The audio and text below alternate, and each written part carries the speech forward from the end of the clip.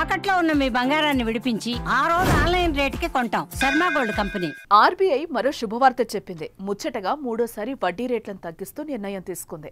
ప్రస్తుతం ఉన్న 6% నుంచి 5.5కు తగ్గించింది.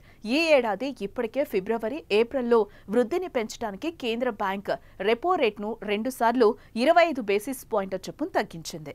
తాజాగా తగ్గింపుతో repo rate 5.50% దిగొచ్చింది.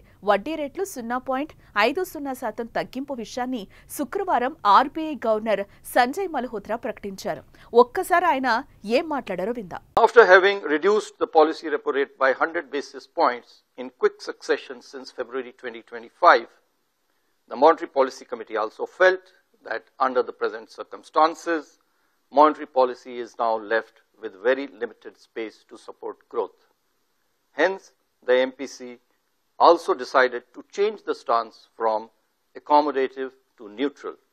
From here onwards, the MPC will be carefully assessing the incoming data and the evolving outlook to chart out the future course of monetary policy in order to strike the right growth-inflation balance.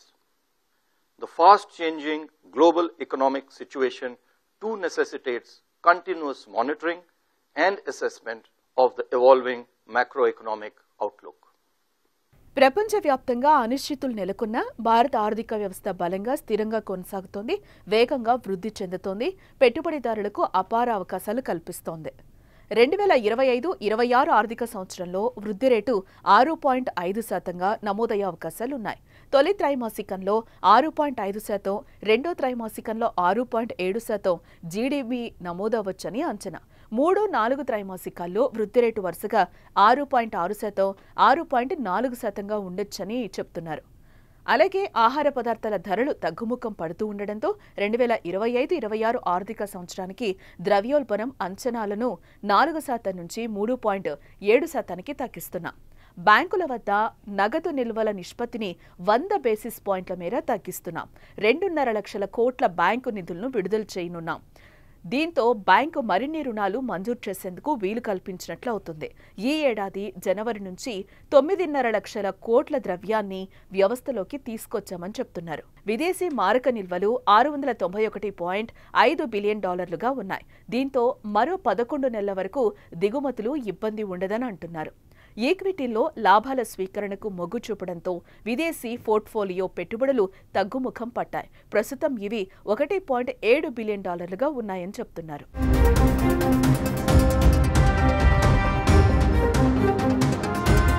Repo rate అనేది బ్యాంకులు ప్రభుత్వ సెక్యూరిటీలకు వ్యతిరేకంగా RBI నుంచి రుణాలు తీసుకున్నప్పుడు ఆర్బీఐకి చెల్లించాల్సిన వడ్డీ రేటు. కాబట్టి బ్యాంకులు తక్కువ వడ్డీకి రుణాలు పొందగలిగినప్పుడు అవి తక్కువ రేట్లకు కూడా రుణాలు అందిస్తాయి. రెపో రేటు తగ్గింపు పాత ఇంకా కొత్త హోమ్ లోన్ వినియోగదారులకు ఎంతో ప్రయోజనం చేకూరుస్తుందని నిపుణులు భావిస్తున్నారు. 0.50% రెపో రేటు తగ్గింపు అంటే బ్యాంకులు అలాగే ఎన్బీఎఫ్సీలు హోమ్ లోన్స్ ఇంకా వాహనాల రుణాలపై వడ్డీ రేటును వెంటనే భారీగా తగ్గించాల్సి ఉంటుంది. ప్రస్తుతం అనేక ప్రభుత్వ బ్యాంకుల హోమ్ లోన్స్ పై వడ్డీ రేటు 7.75 నుండి 9% మధ్య ఉంది. రెపో రేటులో 0.5% అంటే 0.50 బేసిస్ పాయింట్స్ తగ్గింపు అంటే హోమ్ లోన్లపై వడ్డీ కనీసం 7.25%కి తగ్గుతుంది. చాలా కాలంగా ఈఎంఐ భారం పడుతున్న కస్టమర్లకు ఇది ఓ గుడ్ న్యూస్ అని చెప్పుకోవచ్చు.